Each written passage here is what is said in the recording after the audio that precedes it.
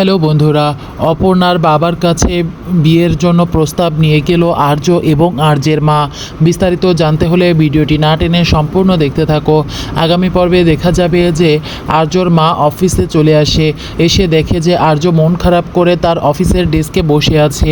তখন আর্যকে বলে, বাবা তুমি এখানে মন খারাপ করে বসে আছো? তখন আর্য বলে, মা কিছুই করার নাই, আমার সব শেষ হয়ে গিয়েছে। তখন আর্যের মা বলে, কিচ্ছু শেষ হয়নি আর্য, তুমি চাইলেই এখনও সব কিছু ঠিক করে দিতে পারো। তুমি এখন অপর্ণার বাবা মায়ের সাথে কথা বলতে পারো। তুমি অপর্ণার বাবাকে ভালোভাবে বোঝাতে পারো। তাকে ভালোভাবে বোঝালে, তার মেয়ের সুখের কথা বললে নিশ্চয়ই সে মেনে নেবে। তুমি পারবে তাকে বোঝাতে। তুমি ভালো মুখে ঠান্ডা মেজাজে বোঝাবে, কোনো রাগারাগি করবে না, এবং অপর্ণাকেও বুঝিয়ে আনবে। বলবে যে তার বাবাকে ঠান্ডা মাথায় বোঝাতে, কারণ ওর বাবা এখন অসুস্থ। তোমরা যদি বুঝিয়ে ওর বাবাকে বলতে পারো তাহলে কোনো সমস্যা হবে না। নিশ্চয়ই ওর বাবা তোমাদের বিয়েটা মেনে নেবে এবং তোমাদের ভালোবাসার কথাও মেনে নেবে।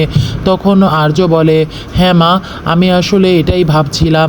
তখন আর্যের মা বলে, তাহলে দেরি করছো কেন? ওর বাবাকে কল করো।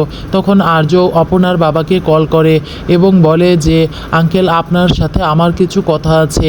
তখন অপর্ণার বাবা ভাবে যে কি কথা হতে পারে এমন। অপর্ণার বাবা বলে, আচ্ছা ঠিক আছে বাবা, তুমি কখন কথা বলবে সময় মতো চলে এসো। তখন আর্য ভাবে যে, মা আমি এবার পারবো, আমাকে পারতেই হবে।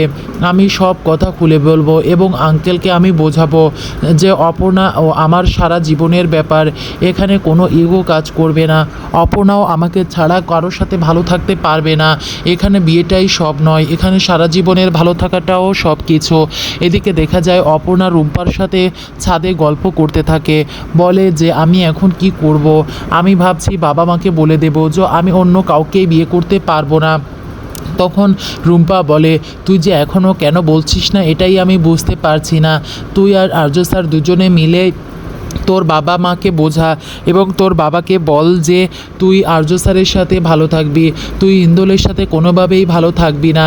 কথা তোর বাবাকে বুঝিয়ে বল, আঙ্কেল নিশ্চয়ই শুনবে, কাকিমাও শুনবে। তখন অপর্ণা বলে, বাবা যে কেন এরকম করছে আমি বুঝতে পারছি না। মা তো না হয় রাগের মাথায় অনেক কিছু বলে, কিন্তু বাবা তো আমাকে কোনো সময় এরকম করে না। কিন্তু বাবাও কেমন যেন একটা অন্যরকম করছে অপারেশনের পর থেকে। আমি কিছুই বুঝতে পারছি না যে কী সব হচ্ছে। বন্ধুরা, পরবর্তী নতুন ধামাকা আপডেট জানতে হলে আমার চ্যানেলটিকে সাবস্ক্রাইব করে লাইক শেয়ার কমেন্ট করে পাশে থাকো।